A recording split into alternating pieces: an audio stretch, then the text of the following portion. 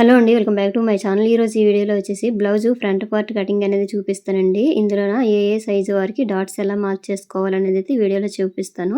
దీనికి వచ్చేసి బ్లౌజుకి already back part తీసేసానండి. అలాగే హ్యాండ్స్ తీసేసాగా మిగతా క్లాత్ ఉంటుంది కదా, ఆ మిగతా క్లాత్ అనేది మన వైపు ఓపెన్స్ వచ్చేటట్టుగా పెట్టేసుకోవాలండి. స్టార్టింగ్లో మీకు చూపించాను కదా ఆ విధంగా.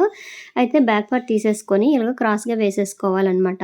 ఇప్పుడు వీడియోలో చూపిస్తున్నాను కదండి, ఈ విధంగా క్రాస్గా వేసేసుకోవాలి. లేదు స్ట్రైట్గా అనుకోండి, స్ట్రైట్గా వేసేసుకుంటే సరిపోతుంది. ఇప్పుడు బ్యాక్ పార్ట్ ఏ విధంగా ఉందో అలాగే మార్కింగ్ అనేది చేసేయండి. అంటే కరెక్ట్గా ఇట్లా మార్క్ చేసుకున్నాం అనుకోండి, ఇందులోనే మనము ఈ ఫ్రంట్ పార్ట్ కటింగ్ అనేది చేసేసుకోవచ్చు అనమాట. సేమ్ నేను ఇప్పుడు మార్కింగ్ చేస్తున్నాను కదండి, ఈ విధంగా మార్కింగ్ చేసేసాక ఈ బ్యాక్ పార్ట్ ఉంది కదా, ఈ బ్యాక్ పార్ట్ తీసేసేయండి. తీసేసాక ఏం చేస్తారంటే ఫస్ట్ అయితే ఇక్కడ ఖర్చుకి మనము ఒక 1/2 ఇంచ్ వరకు ఉంచేసుకోండి. అంటే మీరు 1/2 ఇంచ్ ఉంచుతారా లేదంటే 1/4 ఇంచ్ ఉంచుతారా, దాన్ని బట్టి అయితే ఖర్చు అనేది పైన పెట్టేసుకోండి. సో నెక్స్ట్ వచ్చేసి ఫ్రంట్ పార్ట్ అనమాట.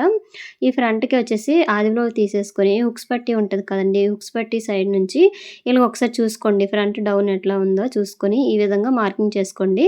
ఒకవేళ లేదు ఈ కొల బ్లౌజ్ మన దగ్గర లేదనుకోండి, ఏం చేస్తారంటే 6, 6:30, 7 వరకు అయితే మనం డౌన్ అనేది పెట్టేసుకోవచ్చండి. ఇలా షేప్ అనేది ఇచ్చేయండి రౌండ్‌గా. తర్వాత ఈ చంకలోన ఒక 3/4 ఇంచు లేదంటే 1/2 ఇంచు వరకు అయితే లో కటింగ్ అనేది ఇట్లా తీసేసుకోండి. ఎవరికైనా సరే ఇట్లా తీసేసుకుంటే సరిపోతుందండి. సో నెక్స్ట్ వచ్చేసి ఈ డాట్ అనమాట. ఇది మెయిన్ డాట్ ఉంటుంది కదా, ఈ మెయిన్ డాట్‌ని ఇట్లా పట్టేసుకోండి. పైన ఖర్చు దగ్గర నుంచి ఇట్లా చూసుకోండి ఎంత వచ్చిందో ఇట్లా మార్క్ చేసేసుకోండి. ఇగోండి ఈ విధంగా నేను ఇప్పుడు మార్కింగ్ చేశాను కదండీ, ఇట్లా మార్క్ చేసుకోండి. చిన్న సైజు వారికైనా సరే వాళ్ళు పర్ఫెక్ట్‌గా బ్లౌజ్ ఉందనుకోండి, ఇచ్చే బ్లౌజ్ పర్ఫెక్ట్‌గా ఉందంటే సేమ్ ఇదే విధంగా పెట్టేసుకోండి. లేదంటే మనం నార్మల్ కొలతలతోని తీసేసుకోవచ్చండి. ఇది కొంచెం పెద్ద సైజ్ బ్లౌజేనండి. అంటే 13:30 అనమాట. మార్కింగ్ అనేది 13:30కి చేశాను. ఖర్చు కాకుండా 13:30 అండి.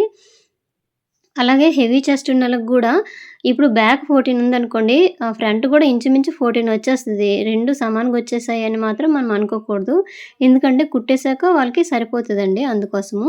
అలాగే ఇప్పుడు 4 హుక్స్ వరకు ఇట్లా మార్కింగ్ అనేది చేసేసుకోండి. ఇలా కర్వ్ ఇవ్వడానికి 4 హుక్స్ వరకు మార్క్ చేసుకోండి ఆది బ్లౌజ్ ఉంటే. లేదంటే ఈ క్రింద నుంచి 2:30 ఇంచీలకి పైన పెట్టేసుకుంటే సరిపోతదండి. తర్వాత వచ్చేసి ఇగోండి చూపిస్తాను చూడండి. ఇక్కడ నుంచి ఇట్లా ఒకసారి చెక్ చేసుకుంటున్నాను.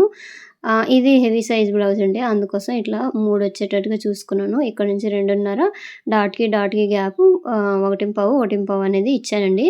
అదే చిన్న సైజ్ వాళ్ళకనుకోండి, అంటే 25 ఇట్లా ఉందనుకోండి, వాళ్ళకి టోటల్‌గా 1:30 ఇచ్చేసుకుంటే సరిపోతదనమాట. 30 ఇంచుకి, 30 ఇంచుకి. అదే హెవీ చెస్ట్ ఉన్న వాళ్ళకి, పెద్ద చెస్ట్ ఉన్న వాళ్ళకి మాత్రం 3, 3:30 వరకైతే డాట్ వెడల్పు అనేది ఖచ్చితంగా వేసేసుకోవాలండి. ఈ మెయిన్ డాట్‌కి ఎదురుగా చంకలో ఉండే డాటు, ఈ 2 డాట్‌లకి మిడిల్‌లోన హుక్స్ పట్టి, కాజా పట్టి డాట్ వేసేసుకోవాలి. ఇలా లోపల కొంచెం క్రాస్‌గా తీసేసుకున్నాను సైడ్‌ననమాట.